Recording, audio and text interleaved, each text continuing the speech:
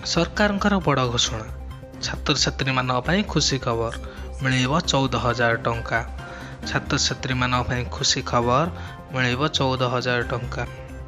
ବର୍ତ୍ତମାନ ଓଡ଼ିଶାର BJD supreme Shri ନବୀନ ପଟ୍ଟନାୟକ ମହୋଦୟ ବଡ଼ ଘୋଷଣା କରିଛନ୍ତି। ଛାତ୍ରଛାତ୍ରୀମାନଙ୍କୁ ମିଳିବ 14,000 ଟଙ୍କା। ଭିଡ଼ିଓଟିକୁ ଶେଷ ପର୍ଯ୍ୟନ୍ତ ଦେଖନ୍ତୁ, ବୁଝିପାରିବେ କେଉଁଥିରୁ ମିଳିବ 14,000 ଟଙ୍କା।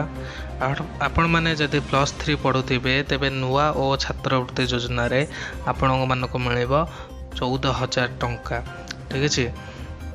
ତ ଓଡ଼ିଶାର ଯୁବବର୍ଗଙ୍କୁ ଆସନ୍ତା 5 ବର୍ଷରେ 2 ଲକ୍ଷ ସରକାରୀ ନିଯୁକ୍ତି ମିଳିବ ବୋଲି ଗୁରୁବାର ମୁଖ୍ୟମନ୍ତ୍ରୀ ନବୀନ ପଟ୍ଟନାୟକ ପ୍ରତିଶ୍ରୁତି ଦେଇଛନ୍ତି। ଚଳିତ ନିର୍ବାଚନ ପାଇଁ ବିଜୁ ଜନତା ଦଳର ଇସ୍ତାହାର ଉନ୍ମୋଚନ କରି ଦଳ ସଭାପତି 2034 ସୁଦ୍ଧା ଓଡ଼ିଶାକୁ ଦେଶର 1 ନମ୍ବର ରାଜ୍ୟରେ ପରିଣତ କରିବା ପାଇଁ ନିଜ ଯୋଜନା ରୂପରେଖ ପ୍ରକାଶ କରି ଏହି ବିଷୟ ଘୋଷଣା କରିଛନ୍ତି। ମୁଖ୍ୟମନ୍ତ୍ରୀ କହିଛନ୍ତି, ବିଜେଡି ଷଷ୍ଠ ଥର କ୍ଷମତାସୀନ ହେଲେ ଯୁବଗୋଷ୍ଠୀଙ୍କ ପାଇଁ ଆଗାମୀ 10 ବର୍ଷ ସକାଶେ 1 ଲକ୍ଷ କୋଟି ଟଙ୍କାର ଏକ ସ୍ୱତନ୍ତ୍ର ବଜେଟ୍ ପ୍ରସ୍ତୁତ ହେବ।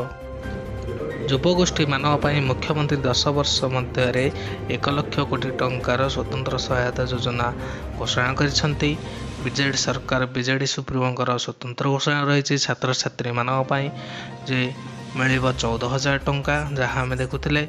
ଏହାପରେ ଆଗକୁ ମଧ୍ୟ ଆହୁରି କିଛି ଅପଡେଟ୍ ରହିଛି।